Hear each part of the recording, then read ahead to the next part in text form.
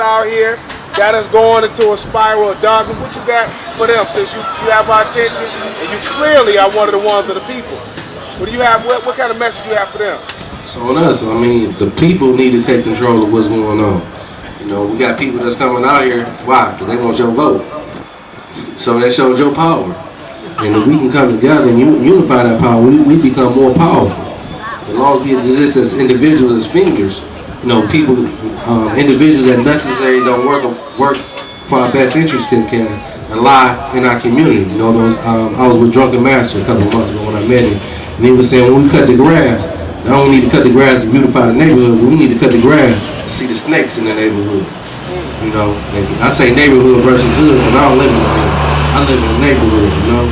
And that's the mentality that we got to get to. And by getting to that mentality, we need to raise the expectation. Like even cats I deal with in the studio, man. I know they like, man, you be hard, man. You be on it because I gotta raise the expectation. I know better.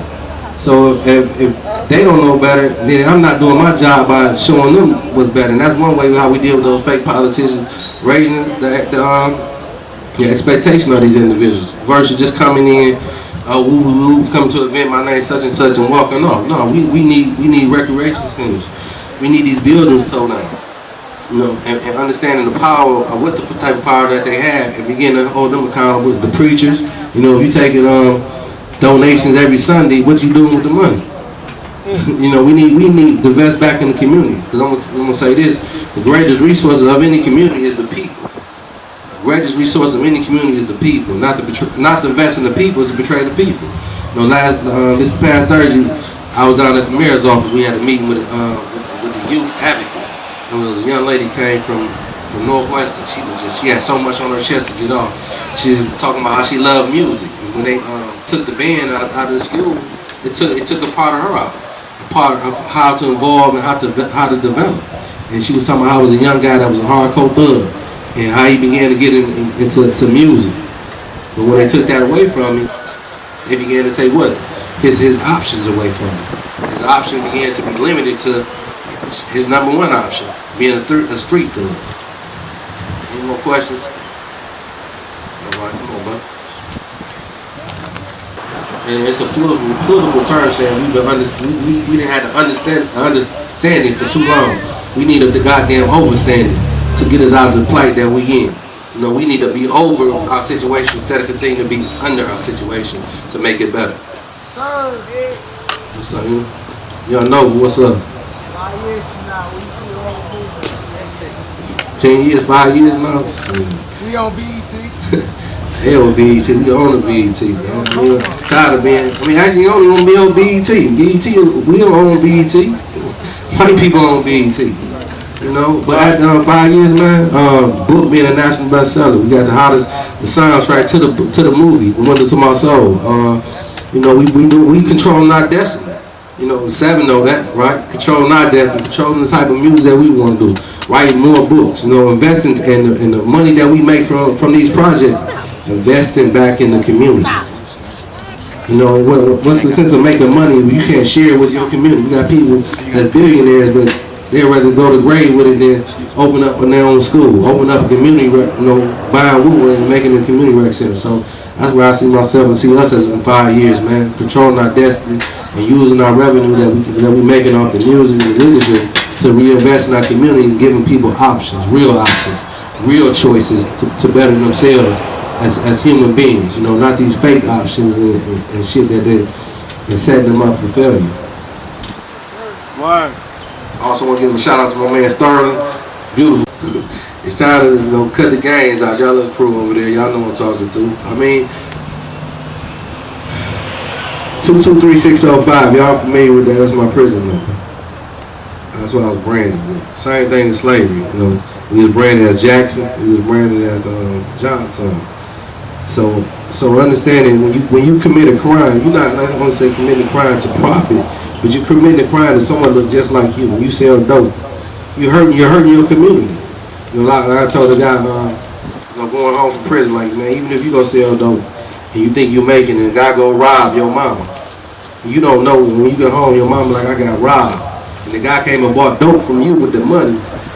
You just as guilty as the guy that robbed you. Why? because you sold him the dope. Where he went and initiated to go rob the person. But we are unaware of those things. Same with a mother that turned her eye to her son selling dope. Why? Because he bought her a house. So you forgive him his crime because he's taking care of you, welcome you guys. But he's still committing crime. So again, we need to begin to hold ourselves accountable. But also these young folks that's committing these actions, these terrible crimes, and understanding a lot of these people, they just want to lock you up. You know, looking at what happened up at Cody 9, right there. You know, the two men that's still at large. Where everybody, you know, man, want to lock them up. But again, we got thousands of young men that think just like them, that's waiting to commit that same type of crime. So we need to be concentrating more so on those individuals attacking that mindset, that genocidal mindset of self-hatred. You know, Malcolm X said the greatest crime that white people ever committed against us was to teach us to hate ourselves. By hating myself allowed me to gang bang with guys I thought that was my friends became my enemies. Hate myself allowed me to rob the lady next to me, you know, snatch her purse. Why? Because for nothing. You know, but no one taught me that this guy was my brother. No one taught me consistently that this was my mother, this was my sister. And these are things that we need as a community. So to a degree, I understand why guys behave the way they do, because no one's there willing to teach them. You know, the gangsters there, the thugs there, where the fathers at, where the preachers and the pastors at. Any more questions before we get into these performances, these acts? Yes. Office in the city. No! Yes, sir. No!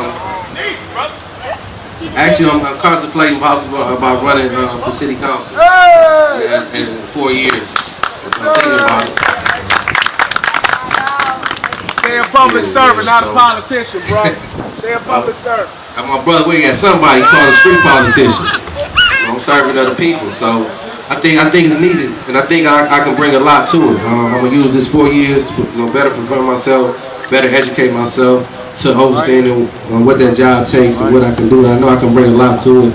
One of the things that impressed a lot of people about me, I do a lot of things on a zero budget. I built the stage, you know, from last year. I utilize my people. I utilize the resources of the people in the community to make things happen. And that's based upon the passion that I have of making a difference. And I think that's going to carry me to where I need to get to.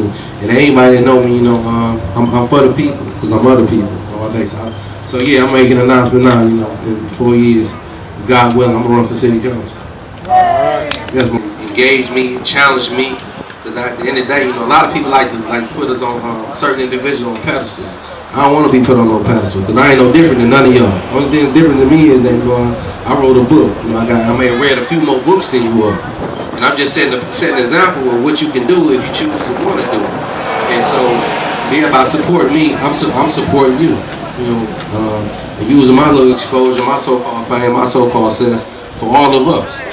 You know, like we probably promoted a hip-hop event, we probably wouldn't get nobody out here because why? A lot of people don't want to attend a hip-hop event because they say it's going to be violence. But let's promote a book signing. We can get people out here, and I'm going to shut up and sit to the side and let y'all do y'all thing. You know, on the mic, you know. Any more questions? Mr. Somebody, Tony Guard, Rosetta. Oh man, I thought you were gonna get a performance, man. I got some Hustle United, man. And believing in myself. I've been fortunate to be on Mason 107.5 a whole year without a budget. I've been fortunate enough to be on 102.7 with Reggie Reg without a budget. I've been fortunate enough to be getting write-ups in certain papers without a budget, without a PR person, without a publicist. I mean, a lot of things that they tell you that you need to make it. I've been blessed to be able to do those things without that. So just a belief in yourself. You know, again, like I say, when I go in there and I go crash, sometimes I be frustrated. You know, my fiance Joanna, she can tell you that I believe in myself and I believe that I'm doing what is right. And more importantly, you know, I believe I represent God in the sense that, you know, I wouldn't be here without the power of God. You know, I know a lot of homeboys that's doing natural life in prison. I know a lot of homeboys that's dead. You know, a lot of homeboys that strung out on heroin, strung out on crack, and I could have been any one of those individuals. However, God has chosen me to be an example to a lot of you all out here, like, cause I live that life. I'm this now. This is like my nephew and my little young son here, to be able to show them a different way. You know, and just being persistent and consistent. You want to say something, Kobe? Hey, coach. Say something. You want to say something? Hello. Hello. So that's all. Again, you know, one of the things I want to take away from here is the belief in yourself and believing in what you're doing is right, and the support gonna come there. And another thing is sharing information. We don't share information. We don't share resources. We don't share networking ability amongst ourselves. Once we get it, we're gonna go lock it up in the closet like it's something special. But somebody helped you, so why not go help somebody else? And that's another reason why our community is dying in the position that it's in, because we're not extending the love that our elders used to do.